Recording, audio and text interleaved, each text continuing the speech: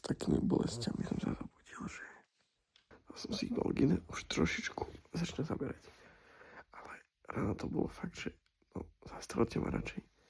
Ešte horšie ako včera.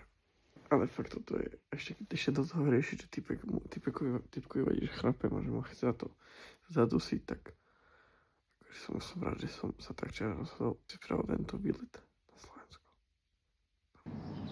Diagnostikujeme aj doma.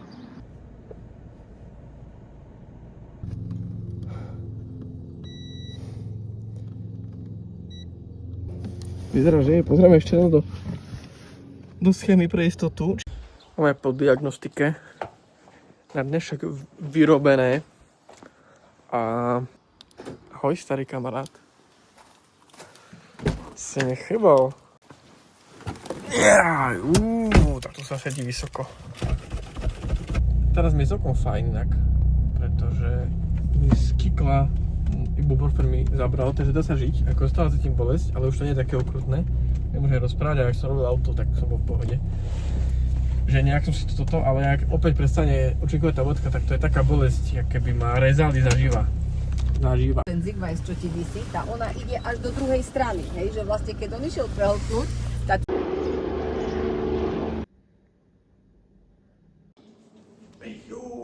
What's up?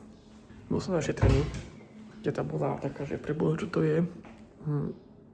Narezala mi to mandlu, respektíve vedľa mandly. Zistila, že mám absces. Zistila, že mám absces, čiže vlastne, že hníz už je aj za mandlou a tak. A že teda musí byť hospitalizovaný a musím blablabla a vyberať a tak ďalej a tak ďalej. Takže v pondelok a útorok budú vyberať mandle. Akorát je sobota, 13.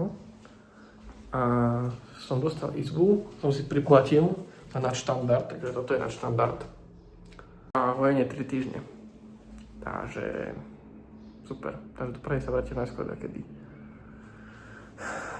V júli. Akože mega nepríjemné to bolo. Najprv ma tam dala nejaký sprej. Potom mi pichla inekciu. Ja som bol, povedzte, to bolo. Potom zobrala skalpel, tam narezala.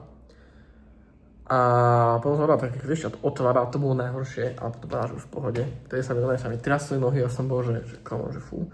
Ale pomáhal som jej, akože bol som kooperačný, lebo som si držal misku. Pardon, takže akože. A ja som priložil ruku k dielu, hej, nech není, že nie. Čiže také DIY to bolo trošku.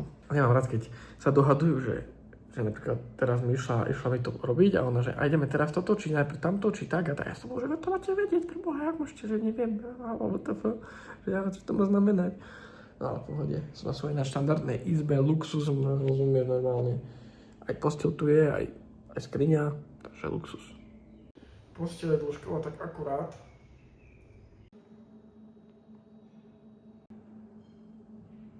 No tak aspoň som si to nemusel uvariť ja. Ani nehrozí, že si človek popálí jazyk. Ale ja musím jesť pomaly, lebo musí byť opatrný za studením na hrdlo.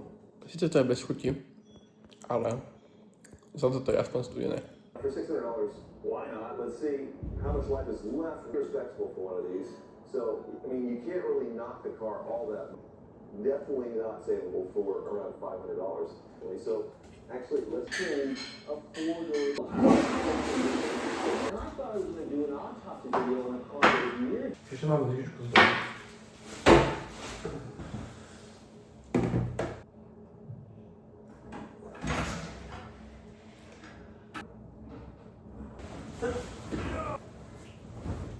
So, an aftermarket one here that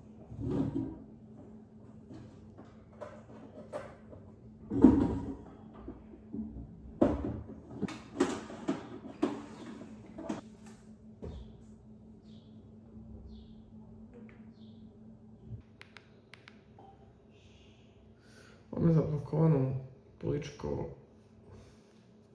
vstupy. Samozrejme, lebo sme...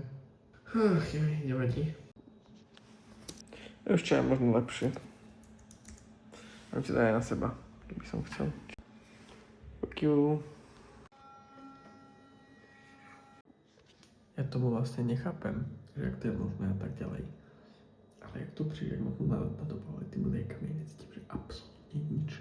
Že proste, že z brutálnych turbobolestí, ktoré boli, že ona tak nezistím, že nič. A možno moje prehltá a skoro to neviem. Mám aj tú mandľu, mám celkom menšiu, ale vôbec neviem, budeme čo to bude ráno, ale teraz som asi pretrval, ak nám mi dostal ďalšiu dávku liekov.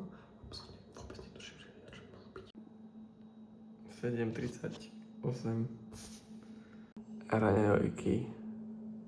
Dosť skoro na mňa, už to bolo asi 3-krát. Ale nevadí.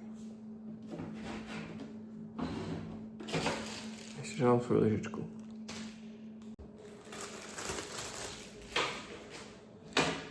Ale vlastne ma odsudili ma na kašovitú stravu, čo ako povedem. Ale zároveň ma tak zapovedal liekmi, že vlastne by som mohol aj kurku, aj kolbasu, aj všetko možné. Akorát a mi troška veľmi nezmestí do mojej žilky. Tak, bohužiaľ.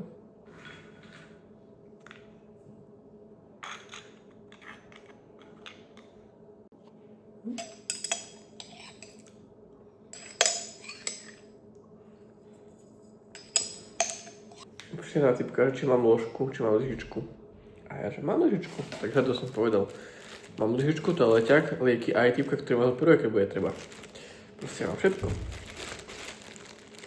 Akurát mám veľkú a nemalú. Fail. Lebo výživa bola na malú. Celý deň ma iba pýchajú, skúšajú, testujú, posielajú všade. Mám ísť teraz o poschodie vyššie za pani anesteziologičkou. Nech vie, ako mám zajtra uspať, či čo. Nejaké vyšetrenie zase.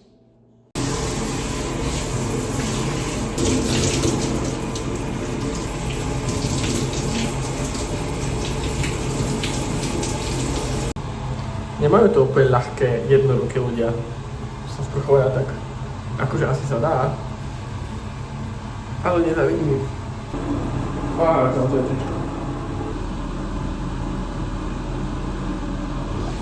Mašlička, lebo to je darček pre vyvolených. Keď som vyšiel zo sprchy, tak ma čakalo prekvapenie v podobe večere. Aj takto. Keby som náhodou nepamätal, čo som vedel včera. Aj takto. Joj, no môj. Dostal som injekciu 1009 10 11. To je čas, čo nahrávam. Je tak 050. Dostal som injekciu proti bolesti. Ani 15 minút in a už som v pohode. Už to je v pohode. Prosto som mohol si dať kompresné pančušky. Ako správny renesančný chlap.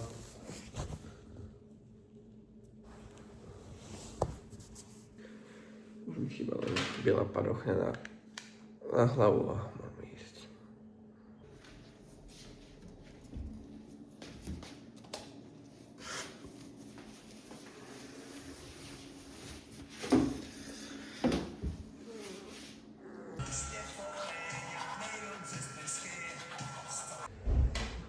Som tu dneska tretí deň a no, ak mám byť úprimný, nechce sa mi byť veľmi operovaný dneska.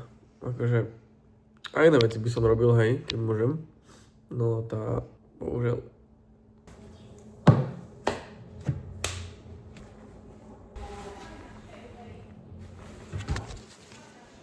Už sa mi stihlo raz snívať, že som hotový. 8:41. Ale ten sen bol muzikál, to bolo vtipné. Vtedy tam tancovali. Do toho ma operovali. Som za 1:15. Začal mi je lepšie ako predtým. Deň 2. Som si teda lieko. Ale oproti tomu, že to bolo predtým, to je nič. Absolutne. Akože neexistujúca. Oproti tomu, keď som mal predtým ten absces a tak ďalej, takže akože si nesťažujem. Deň 2. Som doma.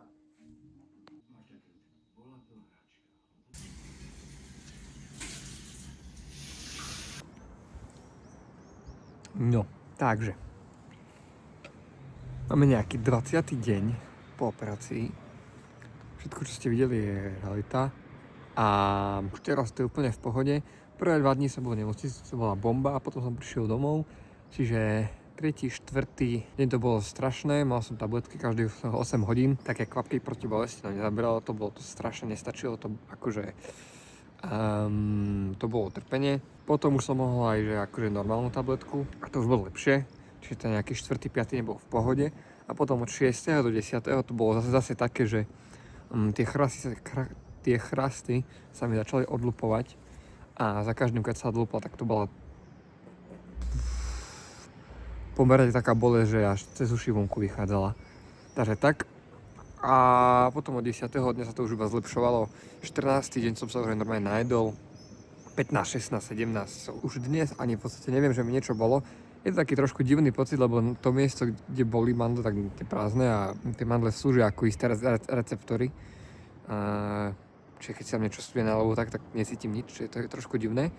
Ale okrem toho, stále ma boli, keď zývam. To bola sranda. Prvé 3-4 dní som ani nezýval, normálne som to nedokázal, ani mi sa nechcelo.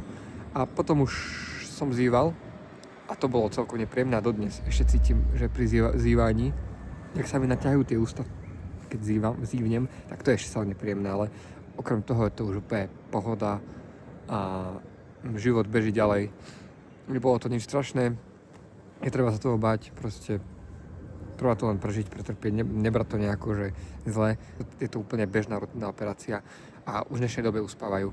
Ja som počul príbehy, že kedysi neuspávali a že si dotyčný pamätá, ako mal otvorené ústa ako 13-ročný a proste pani doktorka s takýmito kliešťami mu tam išla. Čiže buďme vďační za modernú medicínu a za to, že nás uspávajú a že vlastne o tom nevieme a že to je proste iba, je to len bežná rutina. Takže tak.